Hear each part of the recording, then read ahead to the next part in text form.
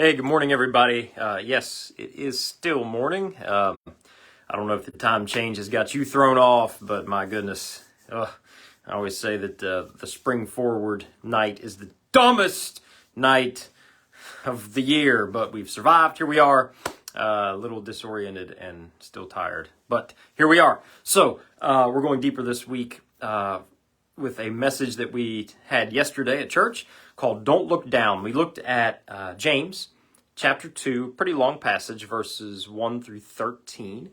And in the first four verses of James 2, James creates this picture, this hypothetical, which is probably reflecting something that is going on with the believers that he's writing to. But he says, let's assume that, let's suppose that two people come into your church, all right? You don't know them, but two new people come in, you get two visitors.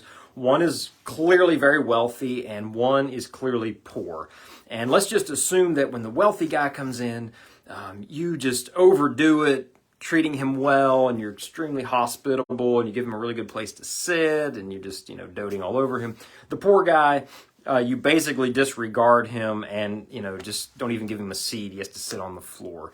And in verse 4, he says, if that's what you do, he says, have you not discriminated amongst yourselves and become judges with evil thoughts, right? That's not good, right? And he is telling them if they do this, they have this kind of judgment in their hearts, judging somebody by their outer appearance or their level of success in the world or whatever, that is a sin. And so the rest of the other verses down to verse 13 is hashing that out, explaining that.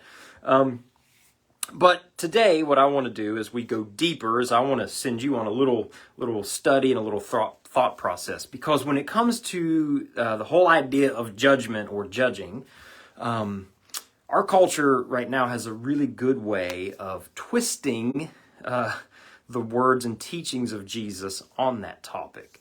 That whole verse, do not judge, has become, even within a lot of the church, has become a catch-all, like a checkmate anytime someone's actions are confronted or are, deemed ungodly. The one checkmate you can always pull out, at least in our culture, is, well, don't judge. Who are you to judge, right? Jesus said, don't judge. And so it's like this, insulation from any kind of judgment, correction, discipline, whatever. But the New Testament talks a lot about judgment in various ways. In fact, there are some ways in which we are instructed that we are to judge. Like, for instance, Matthew chapter 7, Jesus is talking about judging whether someone is a false prophet or a genuine prophet, right? You judge that by their fruit, right? And he, gives different ways to judge whether someone is a good teacher, bad teacher, legit prophet, false prophet. In 1 Timothy 3, there are requirements for an overseer, an elder, an ordained pastor that are laid out. It is the responsibility of the leadership of a church or denomination to judge whether someone meets those qualifications or not. In 1 Corinthians 5, Paul is talking about how to deal with someone within the church who is committing unrepentant sin, not just that they sinned or that they're struggling with sin, but someone who is committing sin and refuses to acknowledge that it's sin or to repent of it. Well, you have to be able to judge whether something is right or wrong, sin or not, repented of or not, before you can discipline them, right? So there's all kind of instruction about things we are to judge and how to do that, right?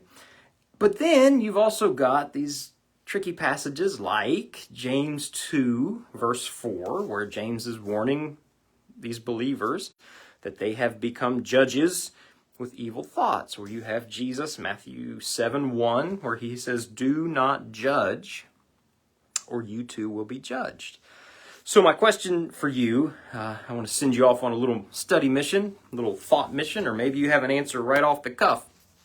What's the difference between those kind of judgments or that kind of judging? What is the difference? Why in some places are we told to judge, and in other places we are warned not to judge? There is a difference. And my question to you is, what is that difference? What's the difference between the Matthew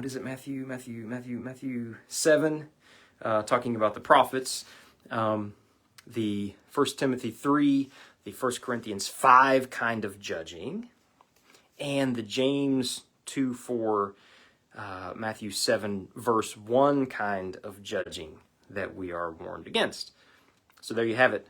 My encouragement now to you and my assignment to you, I release you to go deeper and let us know your thoughts on that. I would love to see them. All right, guys, there it is. Have a wonderful week. Good luck adjusting to the time change. And remember, lead with love. See ya.